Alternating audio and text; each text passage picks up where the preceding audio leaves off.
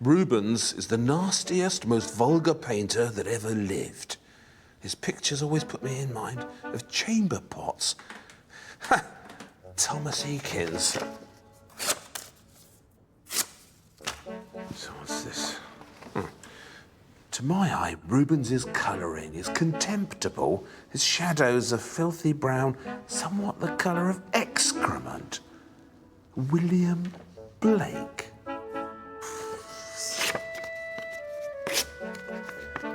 What's this? He's gifted, but he's used his gifts to make nasty things. Picasso?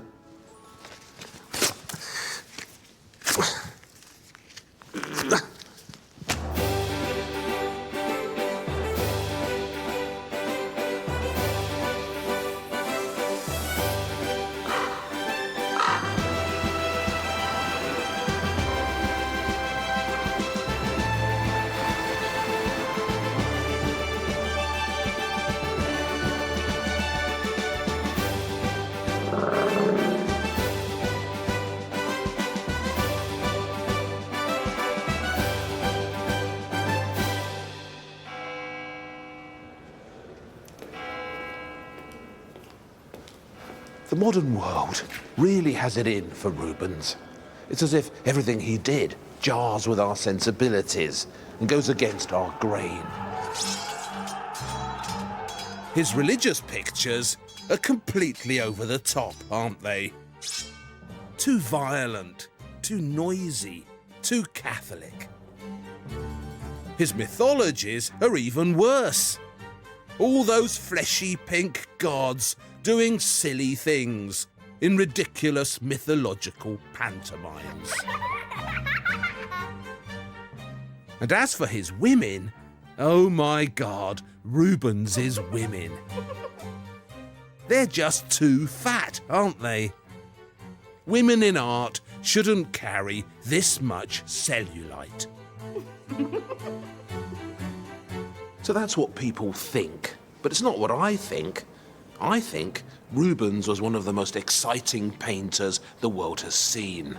Just look at all that invention, that energy, that drama. So yes, I'm a Rubens man. And in this film, I'm going to try and make all of you Rubens people too.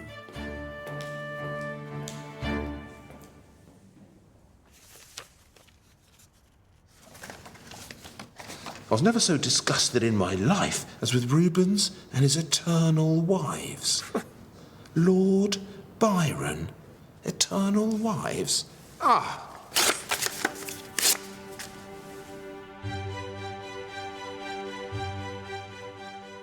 When Lord Byron complains about Rubens's eternal wives, he's complaining about all those notoriously large women in Rubens's art. The modern world simply doesn't tolerate women like this, does it? But why not? Seriously, why not? What's wrong with a few bulges and a bit of cellulite? Don't tell me nobody out there's got any. Even I've got a bit of cellulite. Besides, if you look back at the art of the past, the best evidence there is of the human worldview, if you go right back to the beginning, you'll see that Rubens's women are the norm, not the exception. This is the Willendorf Venus, the oldest known masterpiece of sculpture. Her task is to ensure human fertility. She's a bringer of life, a good luck charm. And look how fleshy and Rubensian she is.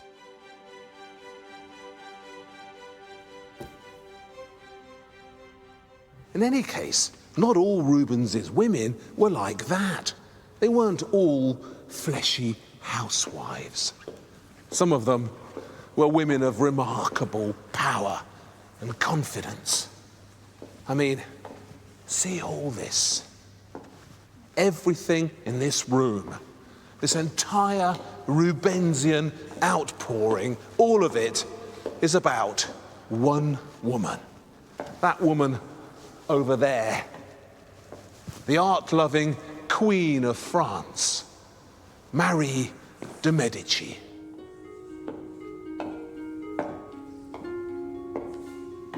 There she is, being born.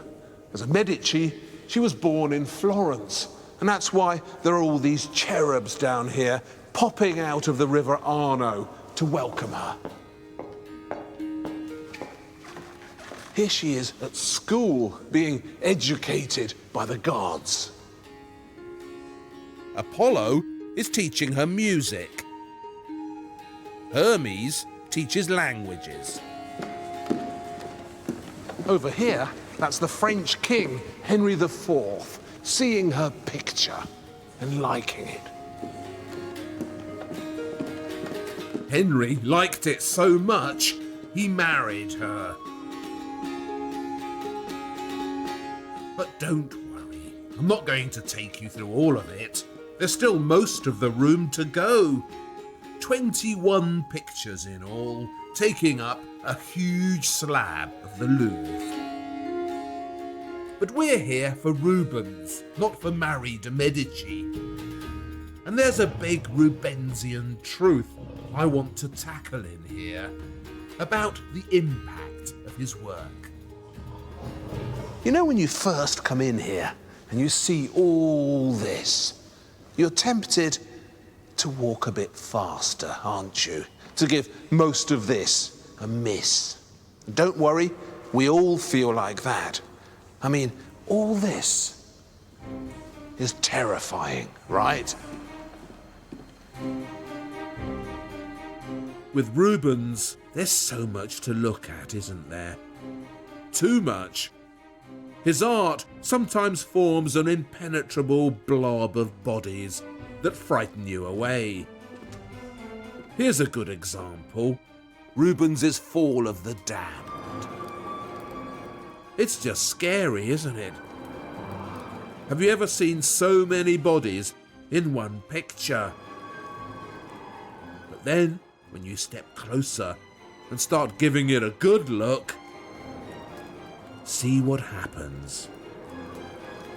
The fleshy blobs start to disentangle themselves and make sense.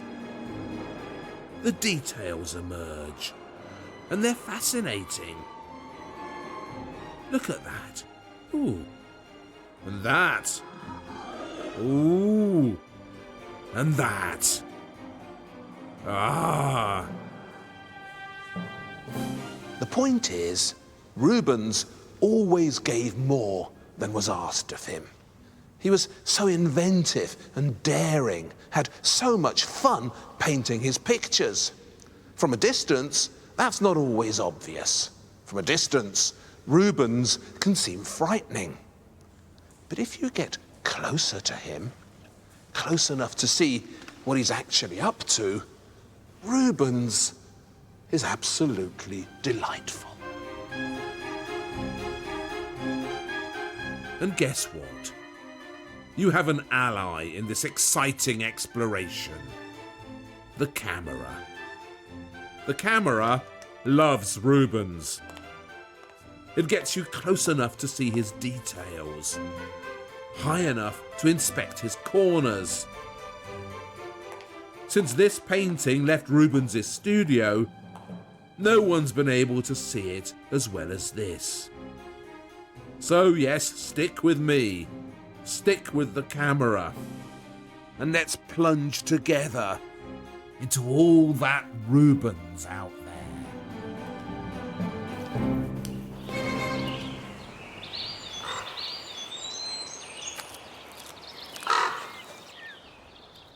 Before we go an inch further into this film, we need to have a geography lesson.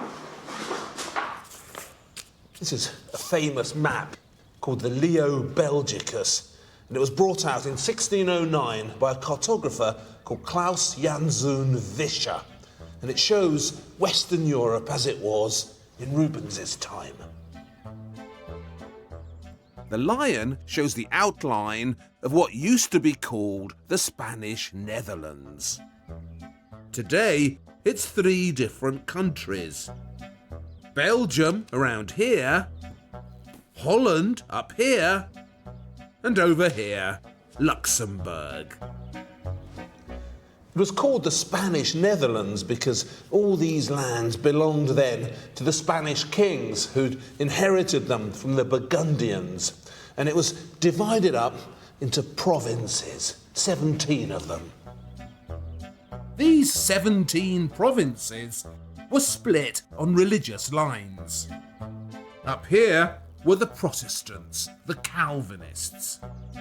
Down here, in the Flemish bit, were the Catholics. So this part and this part were at loggerheads, and in 1568 the simmering tension between the Calvinist north and the Catholic south erupted into a terrible war, one of the most brutal and longest wars in European history, called the 80 Years' War. Now, Rubens was born in 1577, just after the fighting started. He died in 1640, a few years before it finished. So for his entire life, all 63 years of it, the North was fighting the South. The Catholics were fighting the Protestants. It's the only reality he ever knew. All that was happening around him all the time. And it's against that backcloth that his life and his art was enacted.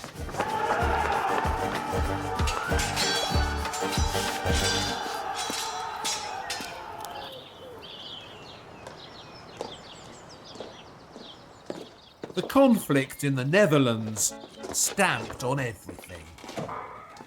Not just history and maps, but entire families too.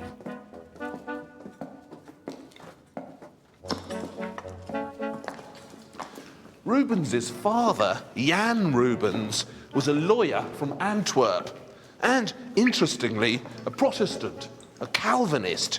And when the 80 Years' War broke out in 1568, this Jan Rubens had to flee from Antwerp to escape an invading Spanish army that had turned up to enforce Catholicism and kill the Protestants. He fled here to Germany, where there was plenty of work going for a Protestant lawyer. Unfortunately, that's how he came into contact with this woman here, Anna of Saxony, the local princess, who employed him to sort out some financial matters. Now, this Anna of Saxony was fascinating, but flawed. Very flawed. She liked to drink, and she liked men. And as her new lover, she chose Jan Rubens. Jan was also married. He'd brought his wife with him from Antwerp. But when a princess seduces you, all the rules get broken, don't they? Their affair was short and grubby. Anna got pregnant, and Jan Rubens was quickly imprisoned for the very, very serious crime of adultery with a princess. He was in jail for 2 years. And when they finally let him out, he moved back in with the wife he'd betrayed and proceeded to have more children with her, including in 1577, the year Anna of Saxony died, a son called Peter Paul Rubens. Now, Rubens's mother, Marie Pieperlinks, seems to have been a rather reluctant Calvinist, And when Jan Rubens also died in 1587, she took the family back to Antwerp, where they returned to a fully Catholic life, as if nothing had happened. Rubens was 10 when he arrived in Antwerp. He was put in a Catholic school and then trained as a painter. His talent was obvious, and the new rulers of the Spanish Netherlands, the Habsburg Archdukes, Albert and Isabella, were quick to notice him and make him a favourite. But when you look at this early Adam and Eve, painted soon after he finished his apprenticeship, it's worth remembering that the sin of lust was embedded in his childhood. That religion and its conflicts had stamped on his history, and that his betrayed mother was the only religious constant he really knew. Why did Rubens paint so many Madonnas and children? And why are they all so soppy? I think it's because they're personal. Very personal.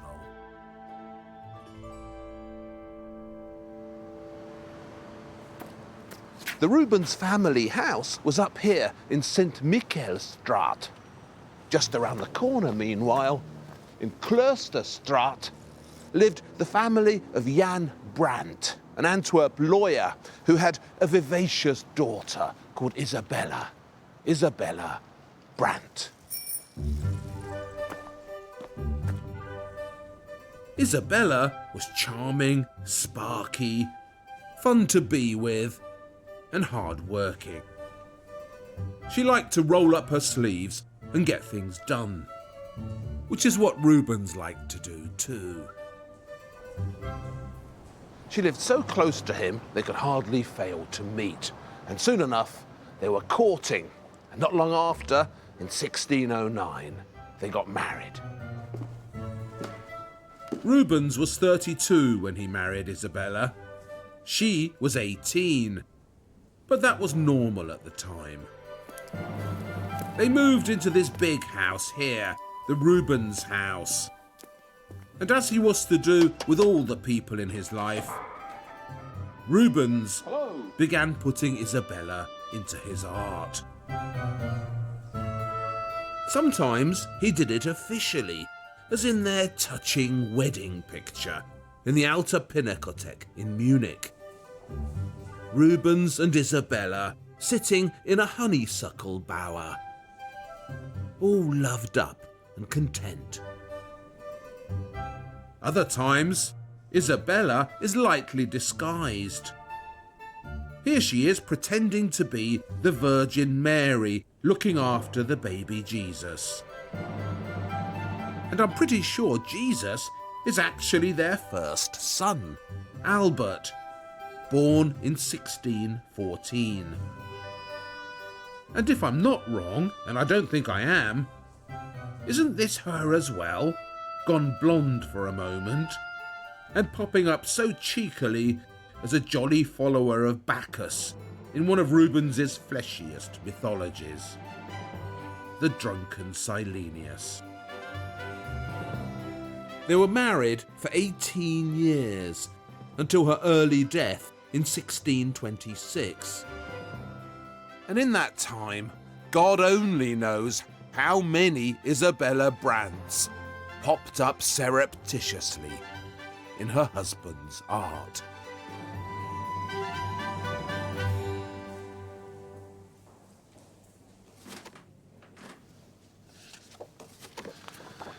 In front of Rubens, put on blinkers like those a horse wears.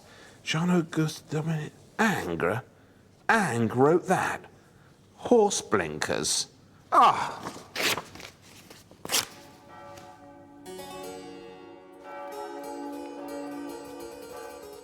You don't need blinkers to look at Rubens. What you need is a bigger telly. Is there anyone called Chris watching this film? Like Chris Froome, the cyclist, or Chris Martin, the pop singer? Well, if you are watching, all you Chris's out there, this bit of the film is dedicated to you. Chris's of the world, how often do you consider the true significance of your name? What does Christopher really mean? And what's it got to do with this stupendous Rubens masterpiece, The Descent from the Cross in Antwerp Cathedral? You have to follow me round here.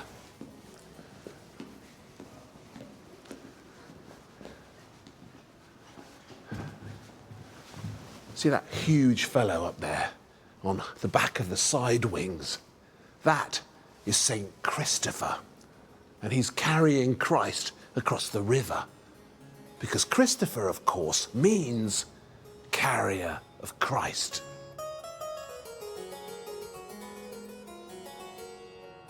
Now, St. Christopher was the patron saint of an organisation called the Arquebusiers Guild.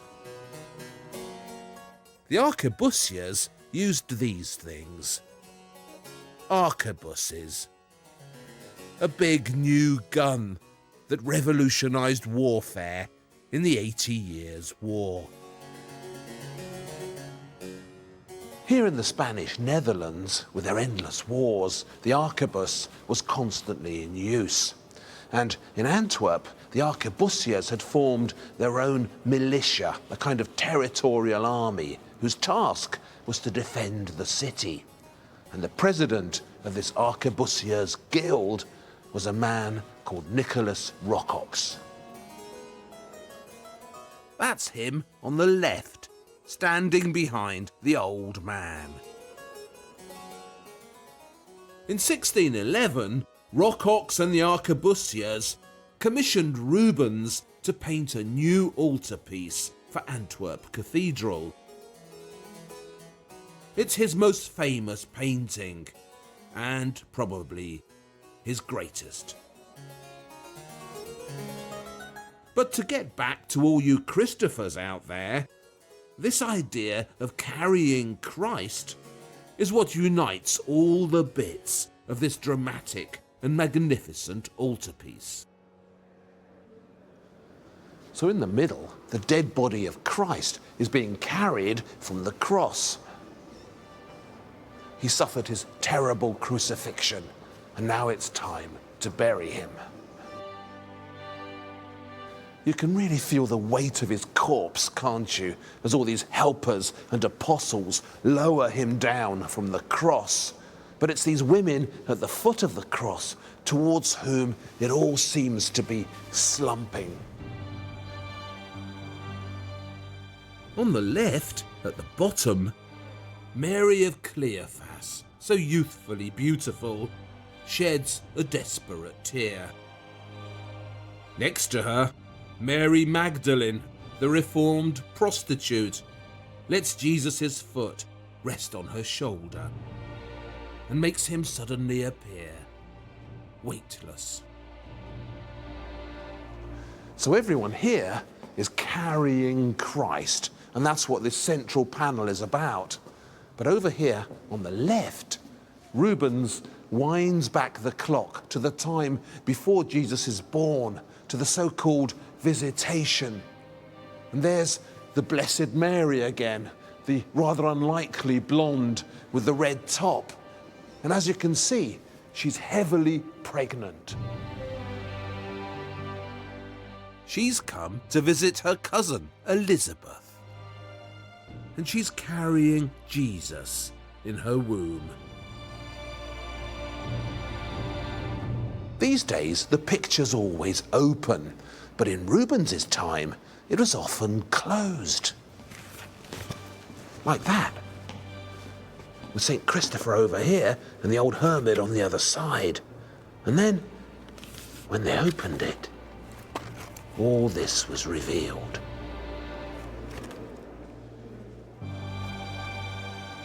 It's like 17th century cinema, isn't it?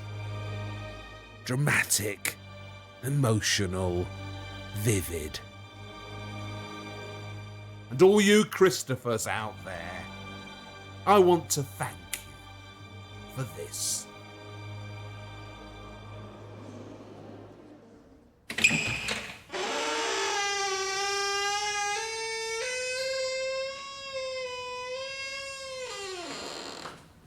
Nicholas Rocox, the president of the arquebusiers, who commissioned Rubens's great Descent from the Cross, lived in this house here.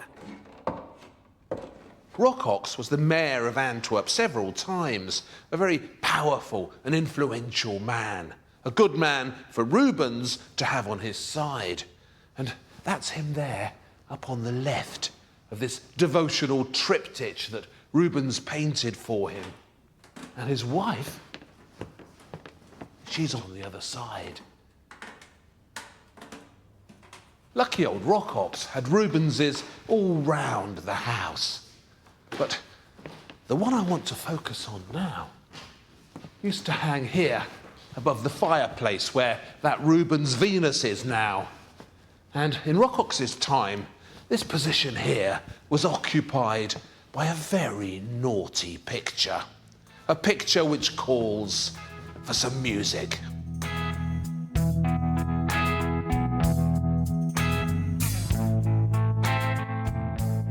The story of Samson and Delilah is told in the book of Judges. She was a woman from the valley of Sorek.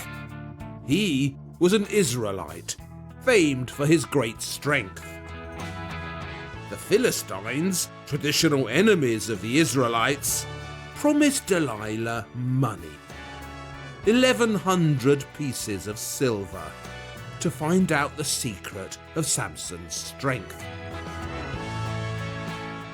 At first, he resisted her, but after a night of intense biblical lovemaking, Samson could resist no more.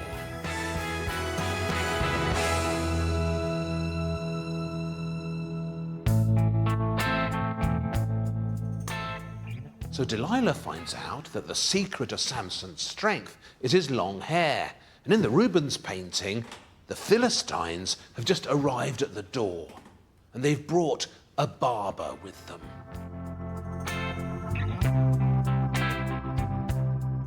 It's such an exciting picture.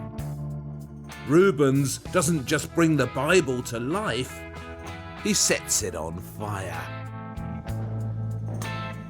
And when you look at Samson, exhausted by all that sweaty sex, just lying there, poleaxed, like a goalkeeper who's banged his head against the post.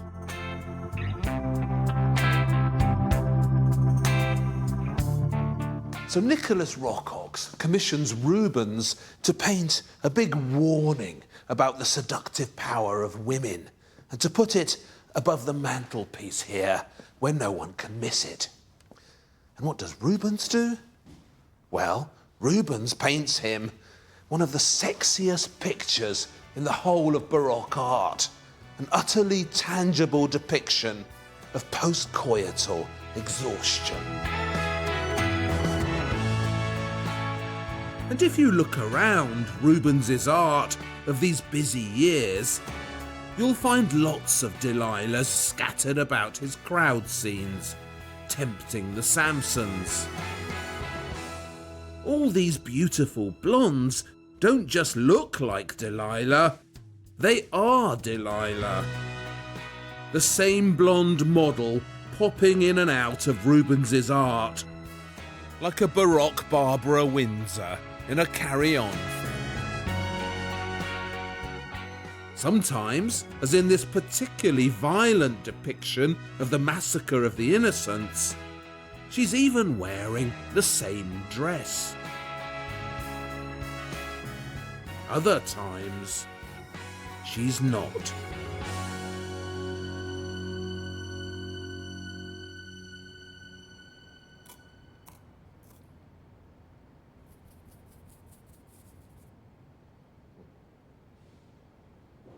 So, How does Rubens do it? How does he make his art so vivid? To find out, I've wangled my way into a top-secret Antwerp warehouse, where a team of busy restorers is working on a Rubens Madonna. Thank you for letting me in here. It's painted, as most of his best work was painted, not on canvas, but on wood. Antwerp, in fact, the Antwerp School of Painting is one of the few schools that is still painting on wood in the early 17th century. The tradition of painting on wood in Flanders had a long tradition, of course, since the times of Van Eyck and Bruegel. And on the smooth panels, every brushstroke is visible and remains visible. And so also the difference between these brushstrokes, so very smooth glazing areas, but also the very upstanding, very three-dimensional highlights. That's a difference that I always notice with Rubens. The surfaces look very kind of liquid almost, as if they haven't quite solidified. There's that brilliant sort of like skating feeling across the painting. Absolutely. Rubens really loved to paint on a smooth surface. Also on panel, you could paint very differently. So his painting on panel became more, let's say, atmospheric. Now let's talk about this wood. Where did it come from? I think I read somewhere that a lot of it came from my country, from Poland. Well, it comes exactly from Poland and the Baltic region. It was, let's say, shipped towards Antwerp. And then when it arrived, it was, of course, cut into planks, and then panels were made. And these panels had standard shapes, they had standard formats.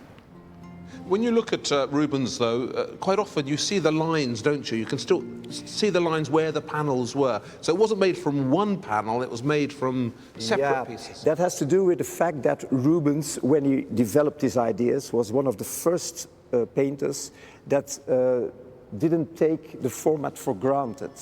So while he's thinking about his composition, he often enlarges it. And a good example for us is the Madonna with the Parrot, which started as a smaller Madonna picture and then completely overworked, completely overpainted. And so it became this very Baroque, very Italianate, large piece. Maybe we can have a closer look as well. Absolutely. So the painting was started by Rubens in 1614. And the painting was, in fact, was a standing format from approximately here to there, and high as such. So just a Madonna and Child? A Madonna and Child, without a Parrot, without St. Joseph, so only the Madonna. Then the painting was still in his studio. He didn't sell it, apparently.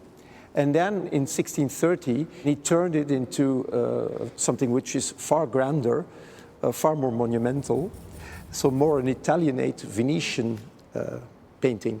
That's so interesting, though. So can I ask, though, why would he bother doing that? I mean, you've got a picture here which, you know, by Rubens' standards is quite modest.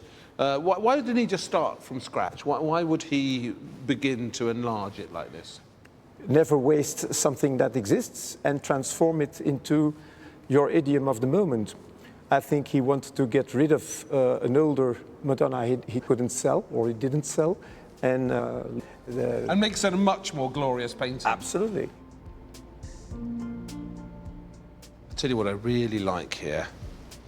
This red. Absolutely. Well, Rubens is red. Absolutely. It's like a lipstick on a woman's lips. That's his color. That's his color. His balance of colors is always turning to the reds. The reds are his.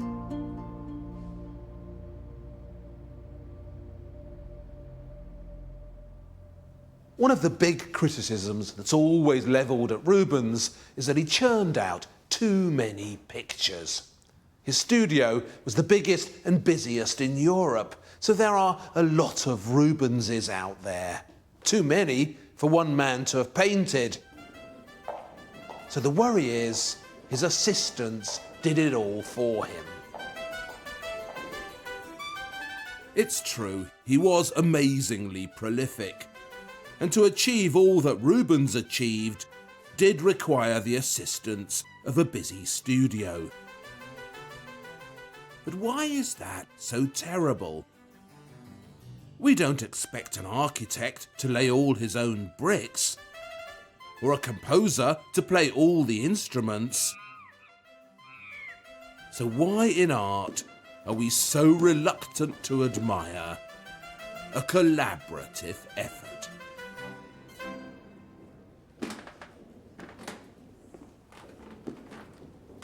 Now this little picture is by Rubens and by Jan Bruegel. So's this one. And this one. They're so petite. Look, 5 exciting little pictures, packed, rammed, with so much stuff. They're actually allegories of the senses, 5 of them. Each picture a different sense. This one here, with all the flowers, that's the sense of smell. The one with the telescope in it and all the magnifying gizmos, that's sight. And this one, my favourite, with Venus playing a lute and Cupid singing, that's hearing.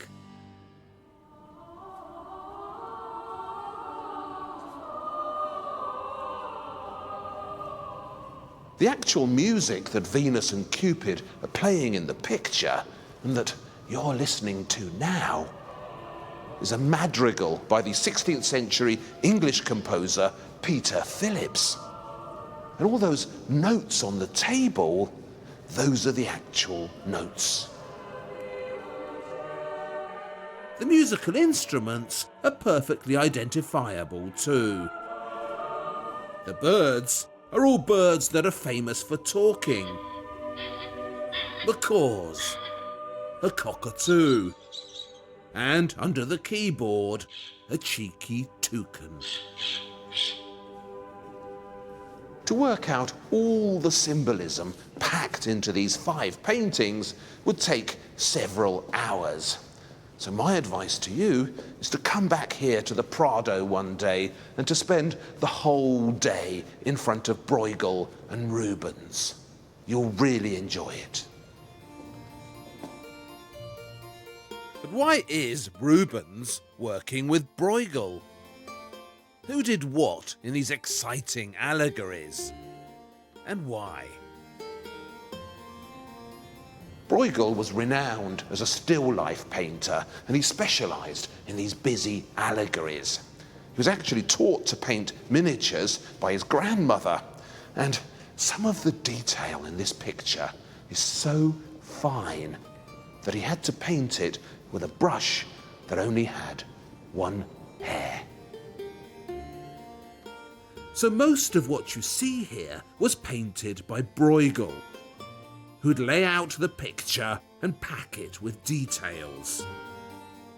But he'd leave empty spaces for Venus and Cupid.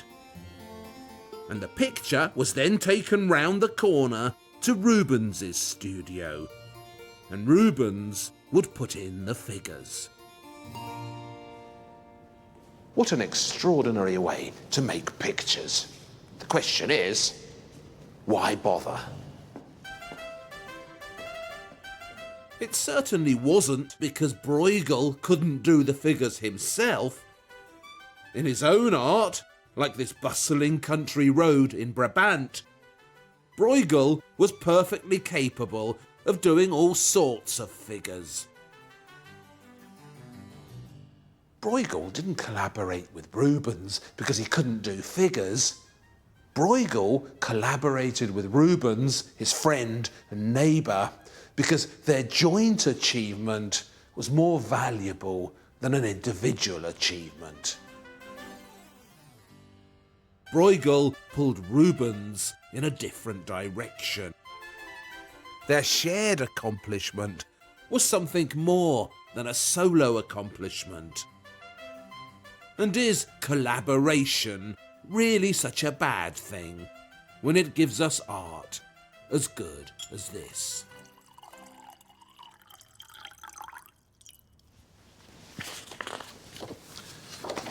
Not more Blake.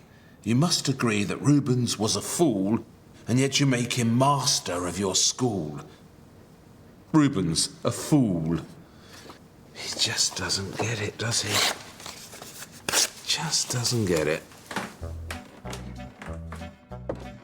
Rubens was anything but a fool. If he'd never been a painter, he'd still have been an important figure in another crucial field of European history: politics. Rubens was the most politically active and powerful artist there's ever been. He was the Henry Kissinger of his times. To have achieved what he did in politics while keeping down his day job as Europe's greatest painter was remarkable.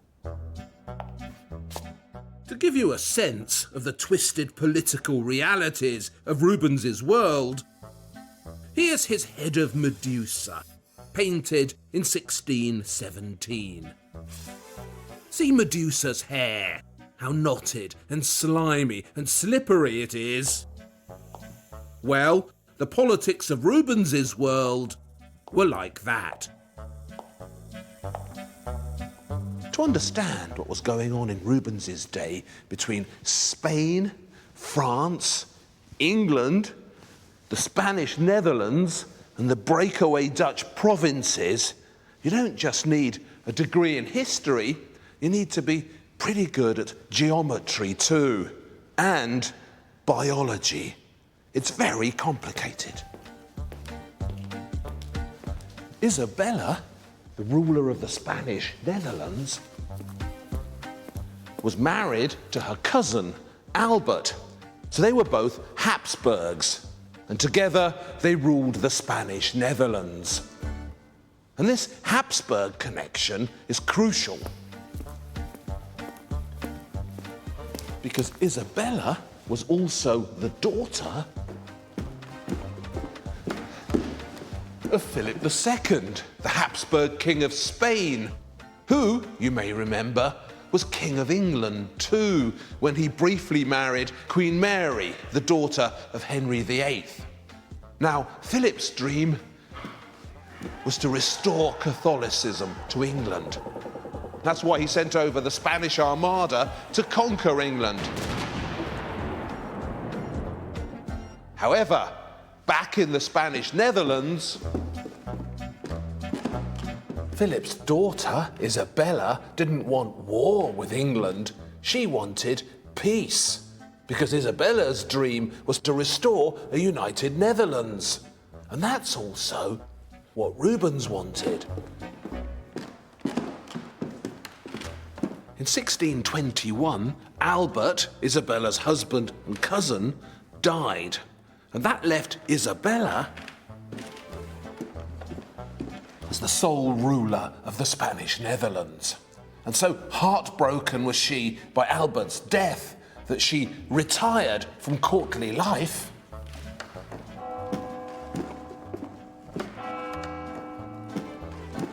and became a nun, a poor Clare, as they were called. From now on, she ran the country from a monastery with the help of her closest political advisor, her court painter, Rubens.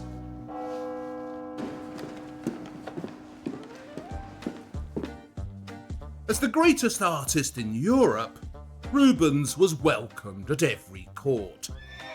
Everyone wanted to be painted by him. And while he was painting them, well, there was lots of time, wasn't there, to discuss a bit of politics. Share some confidences. Make a couple of suggestions.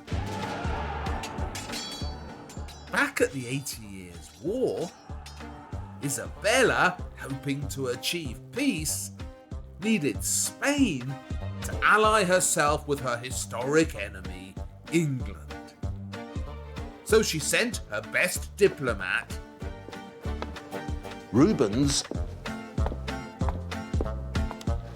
to Spain, where his task was to persuade the new Spanish king, Philip IV, who was Isabella's nephew, to enter into a new alliance with Charles I and England. And that's why, in 1629, having smooth-talked Philip IV round to Isabella's way of thinking, Rubens arrived in London and set about charming Charles I as well. This was actually painted by Rubens's greatest pupil, Van Dyck. It still hangs in Buckingham Palace today.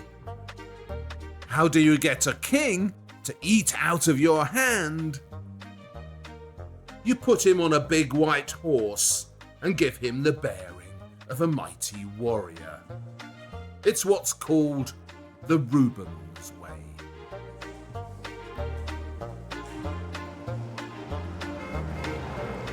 and it didn't stop there.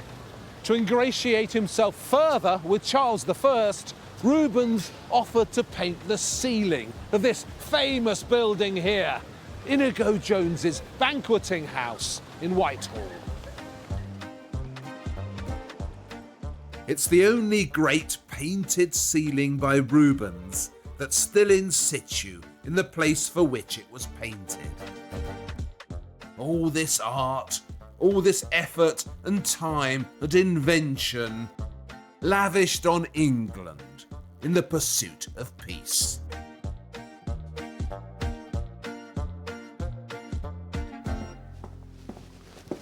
Do you know what? It worked. All this cunning artistic diplomacy by Rubens worked. And to thank Rubens for his diplomatic services, Charles knighted him and also gave him a diamond-studded hat band for his hat. For Rubens, though, enough was enough. He was a painter, not a diplomat. Having successfully engineered a peace between Britain and Spain, the Henry Kissinger of the Baroque returned to Antwerp and gave up politics forever. From now on, Rubens's attention was claimed fully by his day job and by the other great love of his life, women.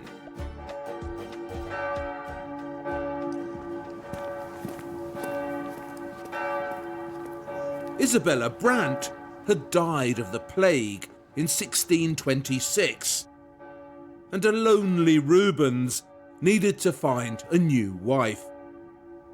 The one he found, Hélène Formand, would become one of the most painted women in art. Hélène Formand was 16 when she married Rubens, and he was 53. Now, in those days, it was less of an issue, but it was still unexpected. Rubens's friends thought he'd choose a countess, or maybe a duchess. That's how high he'd climbed up the social ladder. Instead, he chose the daughter of a tapestry salesman. Homely, unpretentious, and beautiful, in a full-bodied Flemish way. Rubens was always a very sensual painter, very physical, unusually physical. And his art often makes very clear how much he enjoyed the pleasurable side of marriage. Hélène Formand begins to appear and reappear in his pictures with remarkable frequency. Sometimes she's a country girl, sometimes a goddess. Sometimes she's all over the place and pops up throughout the picture. And sometimes she's entirely undisguised. Rubens's wife mother of his children, the woman he loves.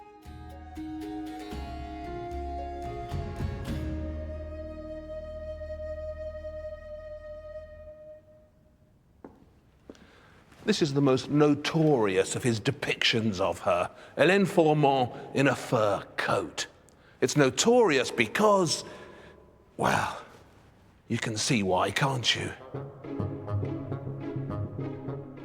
It's not every day that a great painter shows us his wife like this. She's just had a bath, and as she steps towards us, she's grabbed a handy bit of fur and wrapped it round herself to cover herself up. But the fur's not doing very well, is it? There's more of Hélène Formand poking out than poking in. It's actually another clever bit of role-playing. She's meant to be Venus, the goddess of love, the most famous woman ever to step out of the sea, naked and wet. And it's Venus in a particular guise, what they call Venus pudica, the shy Venus. It's the same Venus that Botticelli painted in his most famous picture, coming out of the sea, covering herself up so shyly. But look how vividly Rubens updates her shyness. How real he makes it. There's an awkwardness to her, isn't there? As there would be if you had to stand about like that. But the fur coat, that's a brilliant touch, which plucks her out of the clouds and brings her right back down to earth in Antwerp in the 1630s. I love her dimply knees and that soft tummy of hers. That's not the tummy of a goddess. That's the tummy of a real woman. Rubens has cast his wife as the Venus of Antwerp, but he's also worshipping her evident humanity. A happy man in a happy marriage is making clear in his art how he feels about the woman he loves. Isn't that marvellous? I think we need a summary to count up all the things that Rubens achieved. 1. He painted some of the most exciting and dramatic religious art of the Baroque era. 2. He painted some very entertaining mythologies and broke world records for filling his pictures with cheeky cherubs and fleshy nudes. 3. He was a great portraitist. His portraits are so vivid and compelling. Particularly his portraits of his wives. How touching they are. 4. Size-wise, his scale is unchallenged. No one painted art as big and as ambitious as Rubens's art. Which takes me straight to number 5, which is how madly inventive he was. Everywhere you look in Rubens, something remarkable is going on. 6. Technically, he was as good as any painter has ever been. A wizard of the paintbrush who made the paint sing and the colours dance. 7. He collaborated with some of the best artists of his time, and the results of this exciting pictorial democracy are glorious. 8, and this is something I haven't even had time to deal with yet, but believe it or not, Rubens designed wonderful tapestries. And at the convent of the Poor Clares in Madrid, you get a really good sense of how big and spectacular his tapestries were. 9, and I haven't been able to fit this in either, he was an architect. And the Church of the Jesuits in Antwerp, with that superb facade, that was Rubens's handiwork too. So here's a man who could achieve all that. Surely he couldn't do any more. Well, actually, he could, because Rubens was also a great landscape painter. And that is number 10. When Rubens married Hélène Formant, they moved out here to the Château d'Estaing, the great country house they shared so happily, Where Rubens's art put on its wellies. and began filling its lungs with fresh country air. This part of Flanders, around the Château d'Estaing, is called Brabant, and this was his inspiration. Oh look, some goldfinches. Oh look, a kingfisher. In his revolutionary landscapes, Rubens's brush explores the Brabant countryside like a happy dog. No one had painted landscapes as fresh and airy as these before. And look how big they are, and how far away the horizon seems in these endless panoramas.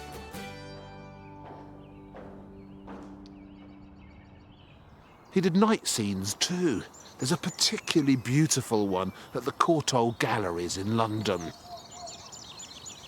The evening sky twinkling with dreamy stars, and such a gorgeous atmosphere of romance. Rubens at his soppiest, melting the hardest heart.